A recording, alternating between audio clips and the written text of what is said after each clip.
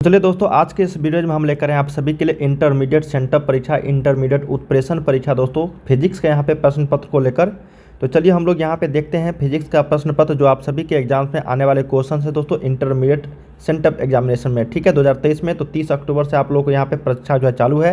तो आप लोग सभी छात्रों को ये एग्जाम देना जरूरी है दोस्तों।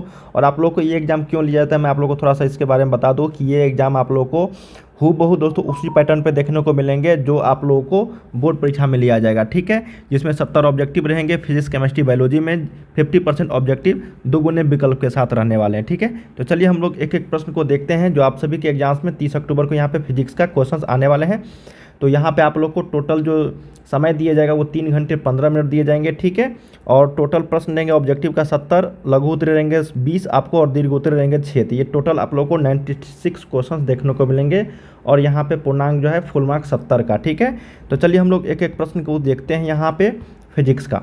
वीडियो को लाइक कर लीजिएगा जितने भी छात्र एग्जाम देने वाले हैं सेंटअप परीक्षा का और बोर्ड परीक्षा 2024 में शामिल होने वाले हैं। तो ये चैनल आप सभी के लिए ऑब्जेक्टिव और सब्जेक्टिव मॉडल सेट क्वेश्चंस का प्रैक्टिस सेट काफ़ी सारे करवाने वाला है, जो आप सभी को यहाँ पे 50% जो ऑब्जेक्टिव पूछा जाएगा दोस्तों उसमें आप लोग 100 में 100 लेकर आओगे। ठीक है, 100 में 100 और वेबसाइट की मदद से भी कर सकते हो तैयारी। वेबसाइट का लिंक आपको वीडियो के डिस्क्रिप्शन में दे दूंगा या फिर गूगल पर जाके सर्च कर सकते हो। इसी चैनल का ऑफिशियल वेबसाइट है starkstudypoint.com।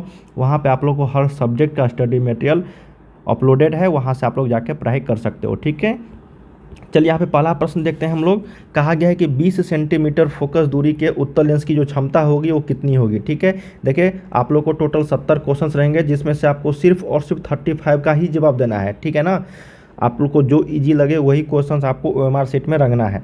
तो ये मत सोचना कि जो हार्ड है उसको आप लोग छोड़ते चले जाना। ठीक है, और जो इजी लगे उसको बना लेना, क्योंकि 70 में आप लोग को 35 क्वेश्चन ही बनाने हैं। तो जो नहीं बनता है उस पर ज़्यादा फोकस या फिर ज़्यादा टाइम उस पर बर्बाद नहीं करना है आप लोगों को। ठीक है, समय आप लोग को 1 घंटा ही दिया जाएगा। देखिए 20 सेंटीमीटर फोकस दूरी के उत्तल लेंस की जो क्षमता होगी, तो सबसे पहले हम लोग जानते हैं कि उत्तल लेंस की जो क्षमता होती है वो पॉजिटिव में होती है। क्या होती है? पॉजिटिव होती है। और यहाँ पे 20 सेंटीमीटर दिया गया है तो हम लोग जानते हैं F बराबर क्या होता है 1/P। ठीक है, तो P बराबर क्या हो जाएगा यहाँ पे 1/F। तो 1 यहाँ पे मीटर में है तो इसको सेंटीमीटर में बदलेंगे तो 100 और F के जगह पे कितना है 20, तो ये हो जाएगा 5 डायोप्टर। ठीक है, और उत्तल लेंस पूछ दिया गया है तो यहाँ पे +5 डायोप्टर होगा। अगर यही अवतल लेंस पूछता तो ये -5 डायोप्टर हो जाता। ठीक है, तो यहाँ पे 1 का D।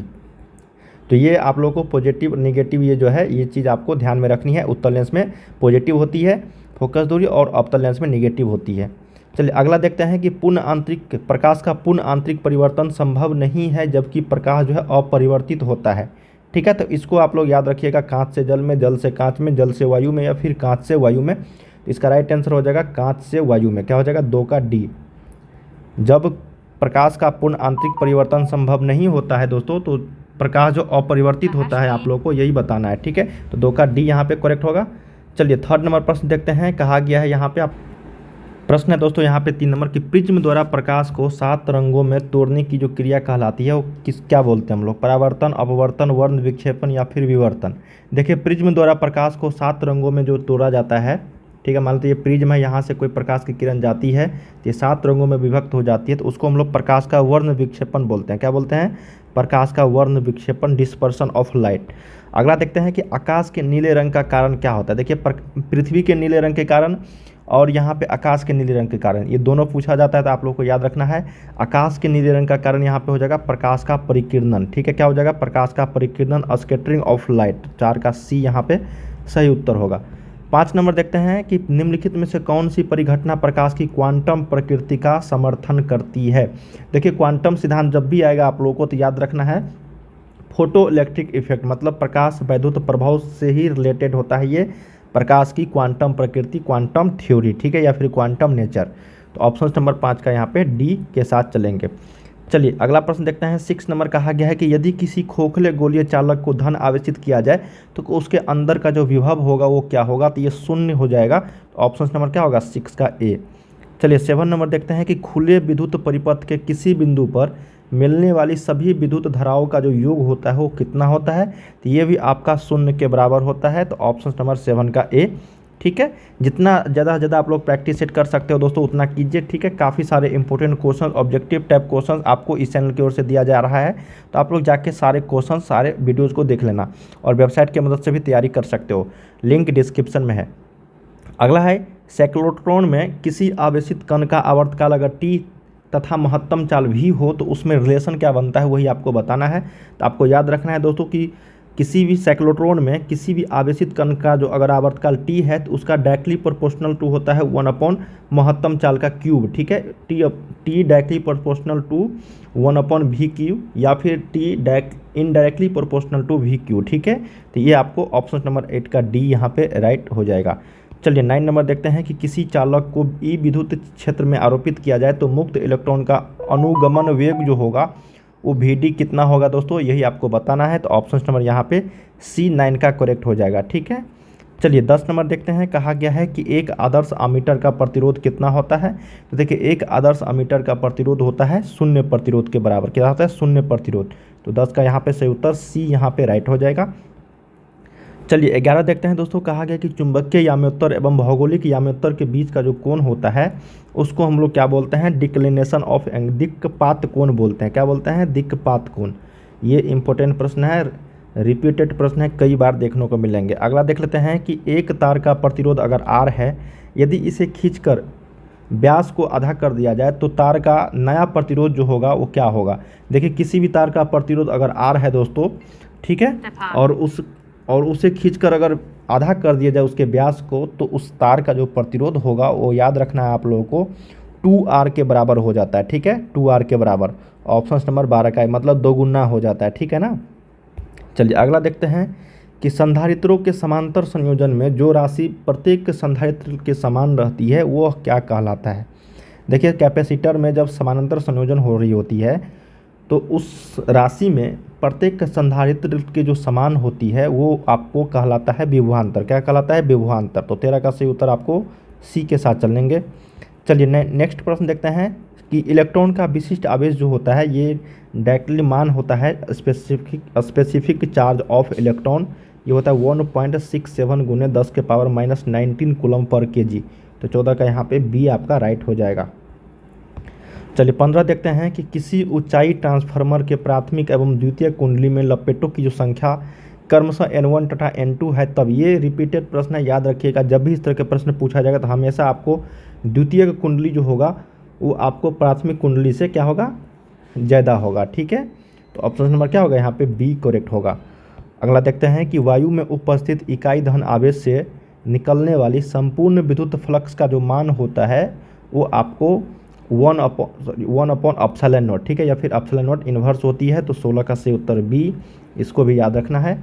अगला है, ये तो रिपीटेड प्रश्न है, ये आपको हर एग्जाम्स में, प्रीवियस ईयर्स में, सेंटर एग्जाम्स में या फिर अगर मासिक एग्जाम दे रहे हो तो इस तरह ये प्रश्न आपको देखने को मिलेंगे ही मिलेंगे। ठीक है, अगर 64 समरूप बिंदु जिनमें प्रत्येक की धारिता 5 और सेम हूबहू प्रश्न आपको दिया जाएगा, इसका याद रख लेना 20 माइक्रोफैराड होता है। हालांकि ये 3 नंबर प्रश्न है, 3 नंबर का प्रश्न पूछा जाना चाहिए, थोड़ा सा कैलकुलेशन है इसमें, लेकिन आपको 1 नंबर में ही पूछा जाता है क्योंकि ये आपको सेम टू सेम हूबहू प्रश्न पूछ दिया जाता है। चलिए अगला देखते हैं कि प्रत्येक 6 माइक्रोफैराड धारिता के 3 संधारित्र उपलब्ध है, इनके द्वारा प्राप्त न्यूनतम तथा अधिकतम। देखिए जब भी न्यूनतम और अधिकतम की बात करेगा तो न्यूनतम जो होता है दोस्तों ये आपको श्रेणी क्रम में होता है इसका, ठीक है, और आपको अधिकतम जो होगा वो आपको पैरेलल में होगा, मतलब समानांतर श्रेणी में होगा। समांतर क्रम में जोड़ा जाना चाहिए। तो समांतर क्रम में जब होगा दोस्तों अधिकतम बाद में है, तो अधिकतम वाला ये समानांतर में तो 3 माइक्रोफैराड, तो 6 + 6 + 6 ये हो जाएगा 18। और न्यूनतम में जब होगा श्रेणी में तो 1/6 + 1/6 + 1/6, ठीक है, तो यह 1/c इक्विवेलेंट, तो ये हो जाएगा आपको 3/6। तो उसको उल्टा करेंगे c इक्विवेलेंट, तो ये 6/3 हो जाएगा, तो ये 2, तो इसका 2 और 18। ऑप्शन नंबर आपको सी जो है ये करेक्ट होगा। सिंपल प्रश्न था आपको, ठीक है, इस तरह के प्रश्न पूछे जाते हैं। अगला है कि 19 नंबर की निम्नलिखित में से कौन सी किरणें चुंबकीय क्षेत्र के द्वारा विक्षेपित नहीं होती है, वो आपको गामा रेज होती है। तो 19 का सी। चौक कुंडली का शक्ति गुणांक जो होता है वो 0 होता है। चौक कुंडली का शक्ति गुणांक कितना होता है? 0। ऑप्शन नंबर 20 का सी। अगला देखते हैं कि बायो सावर्ट नियम का गणितीय सूत्र, ये फार्मूला है, mathematical formula of Biot Savart law. तो बायो सावर्ट लॉ का जो मैथमेटिकल फार्मूला होता है, ये आपको ऑप्शन नंबर ए के साथ चलेंगे, 21 का ए यहाँ पे राइट हो जाएगा। 22 देखते हैं कि निकेल क्या है। देखिए बहुत सारे इंपॉर्टेंट क्वेश्चंस इस पे बनते हैं। लौह चुंबकीय कौन कौन से पदार्थ होते हैं इसको आप लोग अच्छे तरीके से देख लेना, एक ना एक प्रश्न पूछा जाएगा। निकेल होता है दोस्तों एक फेरोमैग्नेटिक, तो ऑप्शन नंबर 22 का यहाँ पे सी हो जाएगा, लौह चुंबकीय होता है। ठीक है चलिए अगला देखते हैं 23 नंबर की, एक उभय उत्तल लेंस के प्रत्येक तल की वक्रता त्रिज्या 20 सेंटीमीटर तथा लेंस के पदार्थ का अपवर्तनांक 1.5 है, तो लेंस की जो फोकस दूरी होगी वो कितनी होगी। ठीक है, तो ये आपको बताना है दोस्तों। अगर वक्रता त्रिज्या दिया गया है और लेंस के पदार्थ का अपवर्तनांक भी दिया गया है, तो इसकी फोकस दूरी जो होगी वो आपको 1/20 मीटर या फिर आपको 0.5 सेंटीमीटर। ठीक है, ऑप्शन नंबर क्या होगा यहाँ पे, बी करेक्ट हो जाएगा। ठीक है, सॉरी दोस्तों यहाँ पे ये 5 सेंटीमीटर होगा, क्योंकि 1 मीटर है ना यहाँ पे। ठीक है, तो ये 5 सेंटीमीटर के बराबर होगा, तो यहाँ पे ऑप्शन नंबर 23 का बी यहाँ पे करेक्ट हो जाएगा। ठीक है, चलिए अगला देखते हैं 24 नंबर। कहा गया कि प्रकाश की एक किरण कांच अपवर्तनांक का मान दिया गया है, से पानी में जो जिसका अपवर्तनांक इतना दिया गया है, तो क्रांति कोण का जो मान होगा वो कितना होगा, तो साइन इनवर्स 8/n होगा। ये भी फार्मूला बेस्ड है, तो काफ़ी सारे फार्मूला बेस्ड प्रश्न आप लोगों से पूछे जा रहे हैं। ठीक है, अगला देखते हैं कि रचनात्मक व्यतिकरण के लिए किसी बिंदु पर पहुंचने वाली दो किरणों के बीच जो है कलांतर होता है वो कितना होता है। ठीक है, तो ये होता है आपको पाइक के बराबर, ऑप्शन नंबर 25 का सी करेक्ट हो जाएगा। 26 देखते हैं कि एक ही तरंगदैर्घ्य के इलेक्ट्रॉन तथा फोटोन का जो डैश समान होगा, तो ये वेग समान होता है, तो 26 का ए। 27 देखते हैं कि जेड परमाणु क्रमांक वाले परमाणु की किसी दी गई कक्षा में इलेक्ट्रॉन की ऊर्जा जो समानुपाती होती है 1/z² के बराबर होता है, तो ऑप्शन नंबर यहाँ पे डी करेक्ट हो जाएगा। ठीक है, अगला है यहाँ पे 28 नंबर की, पी प्रकार के अर्धचालकों के लिए अशुद्धि तत्व के रूप में प्रयोग किया जाता है। क्या प्रयोग किया जाता है दोस्तों, तो पी प्रकार के अर्धचालकों के लिए अशुद्धि तत्व के रूप में जो प्रयोग किया जाता है वो होता है आपका बोरोन। क्या होता है, बोरोन, ऑप्शन नंबर 28 का ए। 29 नंबर है कि नीचे दिए गए चित्र में ए तथा बीच समतुल्य धारिता क्या हो। नेक्स्ट है दोस्तों 29 नंबर, कहा गया कि नीचे दिए गए चित्र में ए तथा बी के बीच समतुल्य धारिता कितनी होगी। ठीक है, देखिए धारिता पर आधारित कई सारे प्रश्न पूछे जाते हैं, ए और बी के बीच में पूछा गया है। तो देखिए ये दोनों जो है आपको पैरेलल में है, तो ये पैरेलल में जुट जाता है आपस में धारिता वाले केस में, तो ये हो जाएगा आपका कितना,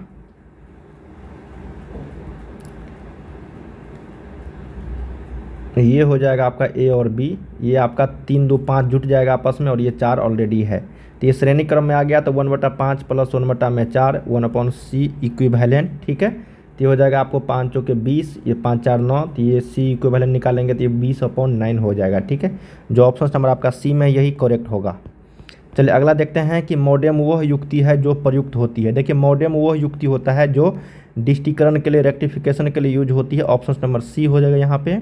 अगला देखते हैं कि 31 नंबर कि 10 माइक्रोकूलम तथा -10 माइक्रोकूलम के दो बिंदु आवेश वायु में परस्पर 40 सेंटीमीटर की दूरी पर रखे हैं, तो निकाय की वैद्युत स्थितिज ऊर्जा जो होगी वो कितनी होगी। ये फार्मूला बेस्ड प्रश्न है और ये कम से कम 3 नंबर में पूछा जाना चाहिए, लेकिन ऑब्जेक्टिव में पूछा गया दोस्तों, तो इसका राइट आंसर आप लोगों को याद रखना होगा -2.25 जूल। ठीक है, ये रिपीटेड प्रश्न है, पूछा गया प्रश्न था प्रीवियस ईयर्स में।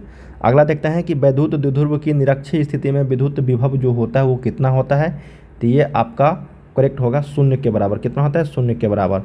चलिए अगला देखते हैं कि 60 वाट तथा 40 वाट के दो बल्ब यदि श्रेणी क्रम में जोड़ दिए जाए तो उसकी जो सम्मिलित शक्ति जो होगी वो 24 वाट के बराबर हो जाएगा। ठीक है, ठीक है, तो दोनों को जोड़ के, ठीक है, देखो यहाँ पे 60 × 40 अपॉन 60 + 40 तो 100। ठीक है, तो आपको 24 वाट यहाँ पे करेक्ट आंसर हो जाएगी। अगला देखते हैं कि प्रेरणिक प्रतिघात जो होता है वो कितना होता है। देखिए प्रेरणिक प्रतिघात जो होता है दोस्तों, ये आपको याद रखना है, XL/2πfl होता है। 34 का ए यहाँ पे करेक्ट होगा। चलिए 35 नंबर देखते हैं, क्या कहा गया है कि एक तार में 1 एम्पीयर प्रतिरोध धारा प्रवाहित हो रही है, यदि इलेक्ट्रॉन का आवेश इतना है तो प्रति सेकंड तार में प्रवाहित इलेक्ट्रॉनों की, जब भी इलेक्ट्रॉनों की संख्या पूछा जाएगा तो आपको धारा में जितना भी धारा प्रभावित हो रही है दोस्तों, उसमें आप लोगों को इलेक्ट्रॉन के आवेश से क्या करना है, भाग दे देना है। ठीक है ना, तो इसमें भाग दोगे तो ये हो जाएगा 6.25 × 10⁻18, ऑप्शन नंबर आपको बी। तो दोस्तों हम लोगों ने इस वीडियो में 1 से लेकर 35 तक क्वेश्चंस किए हैं, इसके आगे क्वेश्चन 35 से लेकर 70 तक और साथ में आप लोगों को लघु और दीर्घवृत्तीय प्रश्न, ठीक है, वो हम लोग अगले वीडियो में कवर करेंगे। तो चैनल को सब्सक्राइब कर लीजिएगा और हम लोग जल्द से जल्द वीडियोज़ लेकर आ रहे हैं। तो चलिए मिलते हैं हम लोग अगले वीडियो में, तब तक के लिए आप लोग तैयारी करते रहिए। Bye bye.